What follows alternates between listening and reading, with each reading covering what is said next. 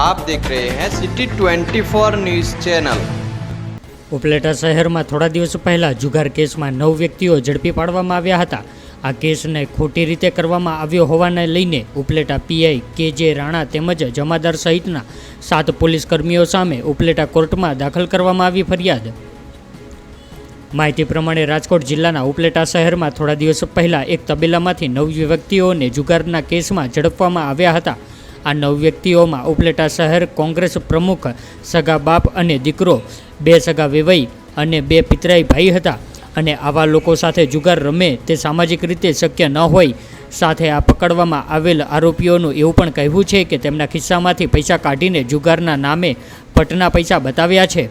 સાથે જે 9 લોકો છે તેમાંથી 3 માજી સદસ્ય નગરપાલિકા અને 1 ચાલુ સદસ્ય પણ છે અને આ જુગારનો કેસ ખોટી રીતે થયો છે। આ રીતે ખોટી રીતે ફસાવાઈ દેવામાં આવેલ હોવાથી ઉપલેટા કોર્ટમાં ન્યાય મેળવવા માટે ઉપલેટા પોલીસ સ્ટેશનના પીઆઈ કે.જે. રાણા તેમજ જમાદાર સહિતના 7 પોલીસ કર્મીઓ વિરુદ્ધ ઉપલેટા કોર્ટમાં ફરિયાદ દાખલ કરવામાં આવી અને ન્યાયાલય પાસે ન્યાયની માંગણી કરવામાં આવી।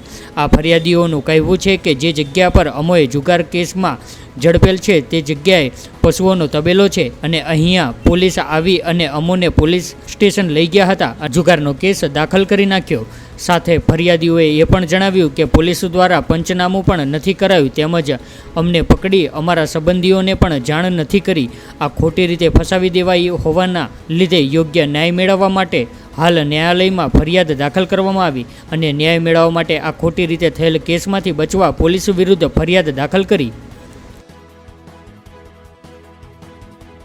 કૃષ્ણકાંત ચોટાઈ, શહેર કોંગ્રેસ પ્રમુખ, ઉપલેટા। ગત શનિવારના રોજ અમારા મિત્ર કે જે પશુપાલનનો ધંધો કરે છે એમને તબેલે અમારે પાર્ટી હતી અને 20-25 જણાનો જમવાનો પ્રોગ્રામ હતો। અમે 9 જણાની ભેગા થઈને હજી તો પાર્ટીની તૈયારી કરતા હતા કે ઉપલેટા પોલીસ આવી 4 જણા અને તબેલામાં આવીને કે તમે જુગાર રમો છો, અહીંથી કે ઊભા થતા નહીં આમ કહી અને એમને પીઆઈને ફોન કર્યો અને પીઆઈ આવ્યા અને કે આ જુગાર રમે છે અને પકડવાના છે। એટલે અમે પીઆઈને કીધું અમે જુગાર નથી રમતા, અમે અહીંયા પાર્ટી કરવા ભેગા થયા છે અને જમવાનો પ્રોગ્રામ છે। તો પણ અમારી કોઈ વાત માન્યા નહીં અને સીધા જ ત્યાં ઉપસ્થિત કોન્સ્ટેબલોને કહ્યું કે આના ખીચામાં જે હોય કાઢી લ્યો અને બધાને પોલીસ સ્ટેશને લઈ જાઓ।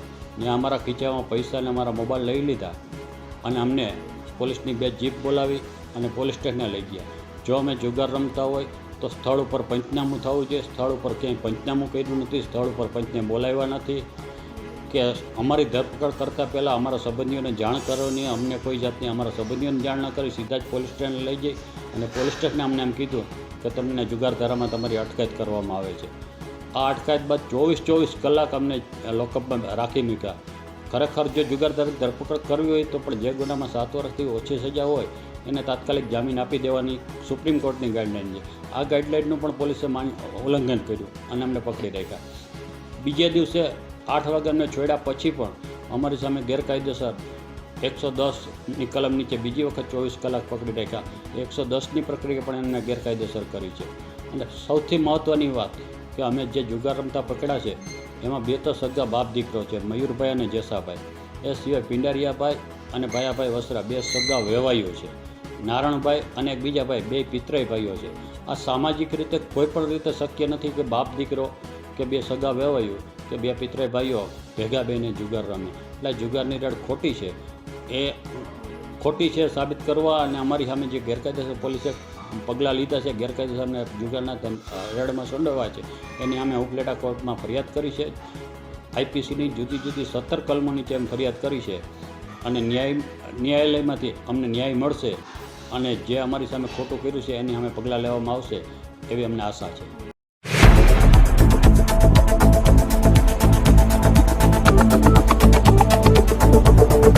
आप देख रहे हैं सिटी 24 न्यूज़ चैनल।